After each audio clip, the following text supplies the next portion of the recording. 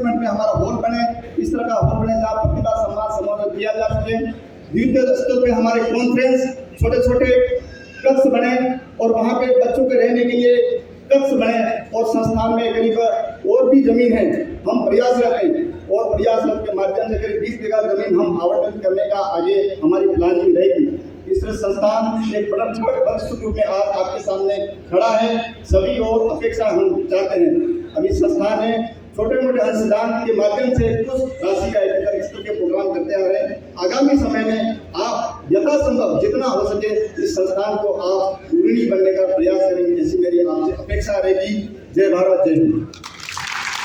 बहुत बहुत धन्यवाद साहब, आपने बहुत ही उद्देश्य बात कही है। समाज जनजाति प्रतिभा सम्मान समारोह एवं सर्व समाज शिक्षक समारोह 2024 आज आयोजित किया जा रहा है। ये सुदूर क्षेत्र की ग्रामीण प्रतिभाओं को निखारने का जो इस संस्थान ने बिड़ा उठाया है, उसके तहत आज हम 13 साल से लगातार इस कार्यक्रम को करते आ रहे हैं और बहुत सफल हो रहा है। और इसके उदाहरण समाज को देखने को मिल रहे हैं। हमें डॉक्टर मिले, हमें इंजीनियर मिले और तहसीलदार मिले और निकट भविष्य में हमें RS ऑफिसर भी इस संस्थान के माध्यम से मिलेंगे, जो प्रोत्साहित होकर के यहाँ से सम्मानित होकर के जाते हैं, जिनसे ये प्रेरक रोल मॉडल बनते जा रहे हैं हमारे समाज के लिए। को सम्मानित कर रहे हैं, जिसमें 8 पुरस्कार हैं। 8 पुरस्कारों में मानगढ़ पुरस्कार एक अकेला पुरस्कार है, जिसमें हम जिसको सम्मानित कर रहे हैं वो हमारे समाज का नाम रोशन किया। उन्होंने अमेरिका में जा कर के इंजीनियरिंग में स्नातकोत्तर की और PhD की और वहीं पर अभी वो सह-आचार्य उसी यूनिवर्सिटी में है अमेरिका में। बहुत बड़ा नाम है उनका और समाज का नाम रोशन किया। बिल्कुल ग्रामीण क्षेत्र से निकल करके इतनी बड़ी जगह पे पहुंच करके ये हमारे समाज के युवाओं के लिए एक प्रेरणा है। वैसे इस कार्यक्रम को लेकर राजकुमार रोत ने कहा कि उनके जो सांसद और जो विधायक है उनको इस कार्यक्रम में नहीं बुलाया गया था। इस बारे में ये तो संस्थान का निर्णय होता है हमारा, और इसमें एक कोर कमेटी होती है। ये सारे डिसीजन कोई व्यक्तिगत रूप से नहीं लिए जाते हैं। धन्यवाद सर। संस्थान का शुरुआत हुई है बेसिकली 2005 में शुरुआत की थी, जिसमें हमारे 12% में से 45% जो आरक्षण था उसमें मेडिकल में डॉक्टरों के लिए भी MBBS के लिए वो उसको विड्रॉ कर लिया था। तो उस पर हमने सभी राजनीतिक दलों के MLAs MP जो भी थे उनका सबका सहयोग लिया। उसमें अर्जुन जी, मेघराज जी तावाड़, ताराचंद जी, भगोरा, जो भी MP थे और MLAs थे, सभी पार्टियों में मिलके हमने राजनीतिक से हट के और इस संगठन का निर्माण किया। और अल्टीमेटली ये हुआ वो वापस सरकार ने कोशिश करके और वापस प्रारंभ किया। उसके बाद 2011 से हमने इस का विस्तार करके और मेवाड़ ही नहीं, मेवाड़, वागड़, मालवा करके 8 जिलों का हमने विस्तार करके और ये प्रतिभा सम्मान समारोह रखना शुरू किया। इस संगठन को हमने राजनीति से दूर रखा और समाज के उत्थान के लिए हमने किसी भी तरह से राजनीतिक दखलंदाजी नहीं रखी इसमें। इसकी वजह से समाज का विश्वास बढ़ा, प्रतिभाओं का विश्वास बढ़ा और आज प्रतिभाएं हमारी बहुत ही अच्छे मुकाम पे पहुंच रही हैं। ये इस संस्थान का प्रयास रहा है। हमारे उदयपुर में भूखंड नहीं था तो भूखंड आवंटन कराया और करीब 20,000 स्क्वायर फीट का भूखंड दक्षिणी विस्तार में है, IIM के नज़दीक है।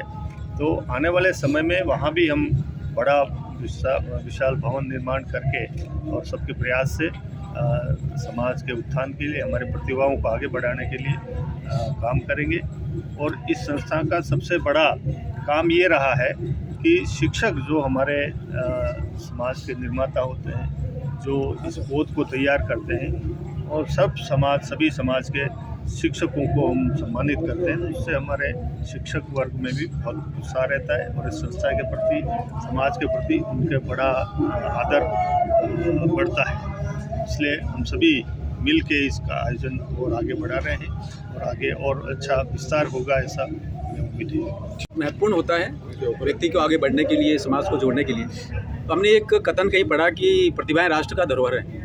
इस विचार को चरितार्थ करने के लिए एक आयोजन यहाँ क्रम शुरू किया है।